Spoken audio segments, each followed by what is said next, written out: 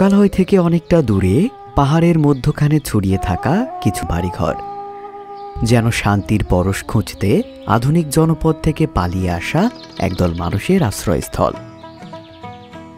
কিন্তু না, তারা জুম চাষী, পাহাড়কে আপন করে নেওয়া আদিবাসী ত্রিপুরা সম্প্রদায়। জীবন তাদের কঠিন কিন্তু ছন্দবদ্ধ। পাহাড়ের ঢালে জুম চাষী তাদের জীবনের মূলধারা।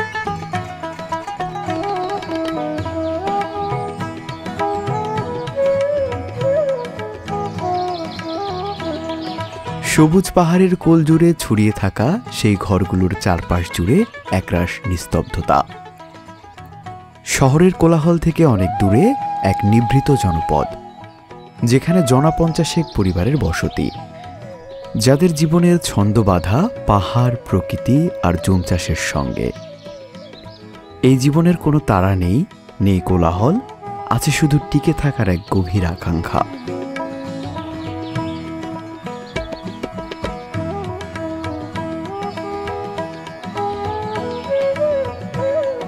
উঁচু নিচু পাহাড়ের গায়ে আঁকাবাঁকা রেখার মতো ছড়িয়ে থাকা ফসলের ক্ষেতগুলো পাহাড়ের গায়ে মানুষের পরিশ্রমের সাক্ষী।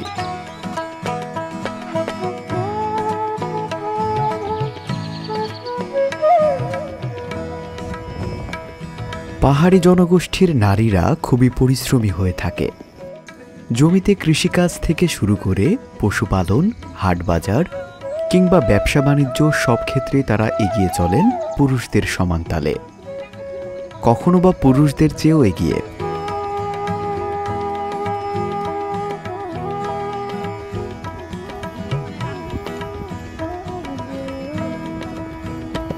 পাহাড়ের ঢালে মাটি আঁকড়ে রাখা এই জমিগুলোতে চাষ হচ্ছে সিম, কলা, পেঁপে, আদা আর নানা রকম পাহাড়ি শাকসবজি।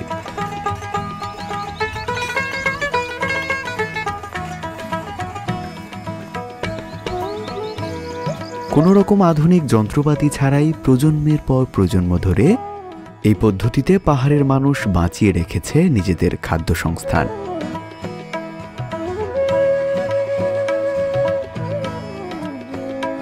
এই জুম চাষের সঙ্গে জড়িয়ে আছে তাদের সংস্কৃতি, পরিচয় ও জীবন দর্শন।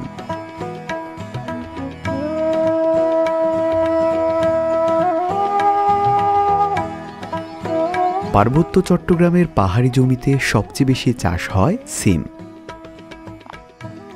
এই লতানো উদ্ভিদ দ্রুত বর্ধনশীল, বীজ বপনের মাত্র কয়েক সপ্তাহের মধ্যেই ফল ধরে।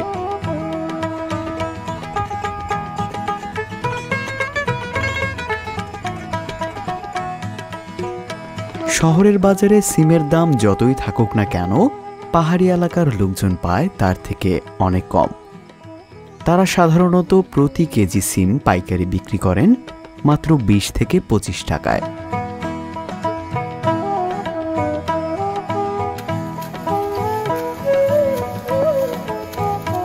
ফসলের সঙ্গে সঙ্গে পাহাড়ের উর্বর জমিতে আগাছাও দ্রুত ছড়িয়ে পড়ে। এই আগাছাগুলোর নিয়ন্ত্রণ রাখতে পাহাড়ি চাষিরা ব্যবহার করেন দা আকৃতির এই বিশেষ যন্ত্র।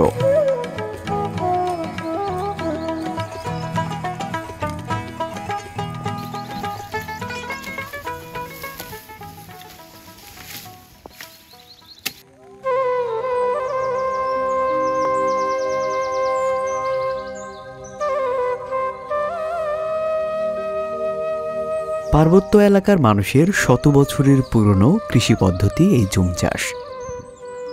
পাহাড়ের ঘন বনভূমি কেটে আগুন দিয়ে জমি পরিষ্কার করে তারা ফসল ফলান।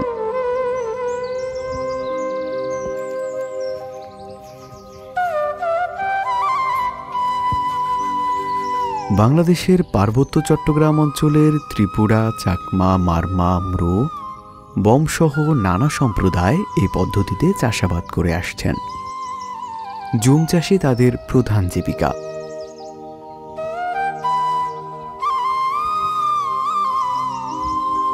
যদিও আধুনিক কৃষি পদ্ধতির চেয়ে এটি কঠিন, তবু পাহাড়ি মানুষের জীবনের সঙ্গে এটি জড়িয়ে আছে এক গভীর সম্পর্ক।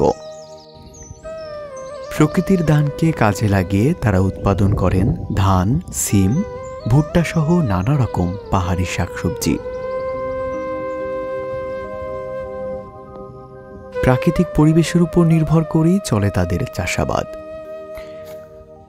বর্ষার সময় অতিবৃষ্টি নষ্ট করতে পারে পুরো জমির ফসল, তবুও যুগ যুগ ধরে পাহাড়ের ঢালে জুম চাষের এই অনিশ্চিত জীবনের স্বপ্ন বুনেন তারা।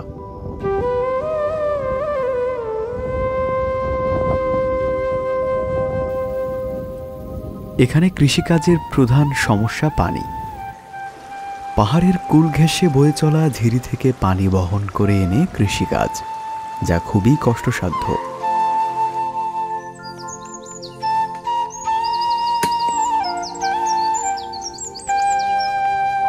পানির কষ্ট দূর করার জন্য এখানে চলছে অভিনব পদ্ধতি। মাটিতে গর্ত করে পলিথিনের আবরণ দিয়ে রেখেছেন বৃষ্টির পানি সংরক্ষণ করার জন্য। বৃষ্টির পানি এই গহীন জঙ্গলের চাষাবাদের একমাত্র ভরসা।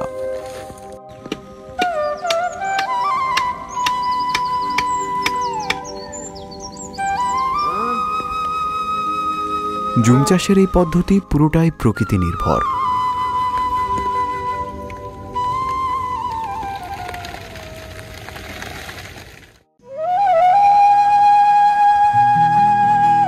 এত পরিশ্রমের মাঝেও পাহাড়ের এই অপার সৌন্দর্য যে কারো মন ছুঁয়ে যায়। পাহাড়ের কুল ঘেঁষে বয়ে চলা ছোট নদীর কলকল ধ্বনি আর বুনো পাখির কিচিরমিচির শব্দ, এসব যেন পাহাড়ের মানুষের ক্লান্তির বদলে উপহার দেয় এক গভীর প্রশান্তি।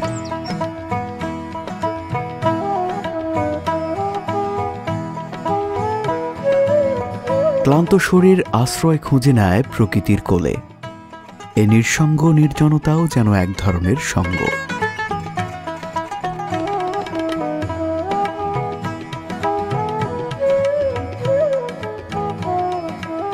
সবুজের নানা শেডে আঁকা উঁচু নিচু ঢাল, তার ভাঁজে ভাঁজে লুকানো ঝর্ণার শব্দ আর দূরে দিগন্ত ছোঁয়া নীল পাহাড়ের রেখা মনে করিয়ে দেয় এ পৃথিবীর নির্জনতাও কত মায়াবী হতে পারে।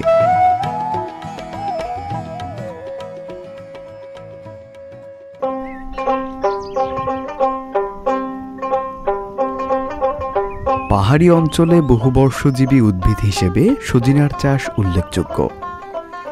পুষ্টিগুণে ভরপুর এই সবজি ঔষধি গুণের কারণেও কদর অনেক।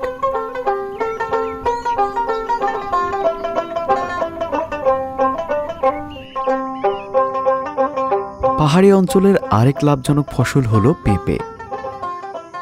সারা বছর চাহিদা থাকায় পাহাড়ি কৃষকদের কাছে পেঁপে চাষ দিন দিন জনপ্রিয় হয়ে উঠছে। কাঁচা পেঁপে সবজি হিসাবে আর পাকা পেঁপে ফল হিসাবে বিক্রি হয় স্থানীয় হাট বাজারে।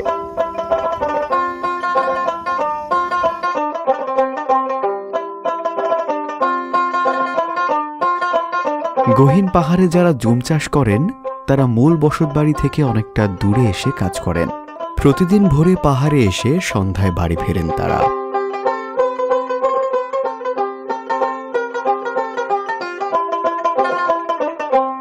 দিনব্যাপী এই চাষাবাদের সময় ঝড় বৃষ্টি বা প্রাকৃতিক বৈরী আবহাওয়া থেকে বাঁচার জন্য পাহাড়ের গায়ে তৈরি করে নেন এসব অস্থায়ী ঘর।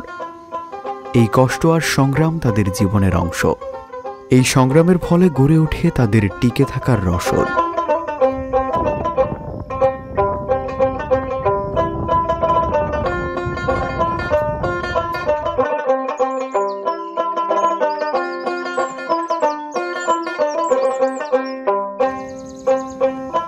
পাহাড়ি অঞ্চলে চাষাবাদের মধ্যে কলা চাষ সবচেয়ে লাভজনক হওয়ায় দিন দিন জনপ্রিয় হয়ে উঠছে। উঁচু ঢালু জমিতে খুব একটা সেচের প্রয়োজন না হওয়ায় পাহাড়ে কলা চাষ তুলনামূলক সহজ। চট্টগ্রাম, রাঙামাটি, খাগড়াছড়ি ও বান্দরবানের পাহাড়ি এলাকায় দেশি জাতের কলার চাষ হচ্ছে ব্যাপকভাবে।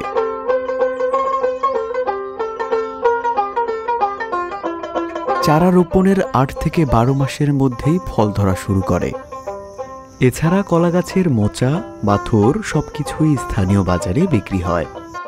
পাহাড়ি কলার চাহিদা ভালো থাকায় প্রতিনিয়ত বাড়ছে পাহাড়ে কলা চাষ।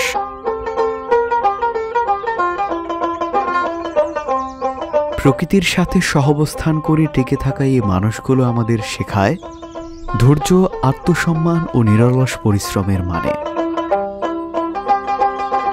আধুনিক প্রযুক্তি কিংবা নাগরিক সুবিধা ছাড়াও পাহাড়ের এই নিঃশব্দ মানুষগুলো প্রজন্ম থেকে প্রজন্ম ধরে বাঁচিয়ে রাখে এই অমূল্য ঐতিহ্য।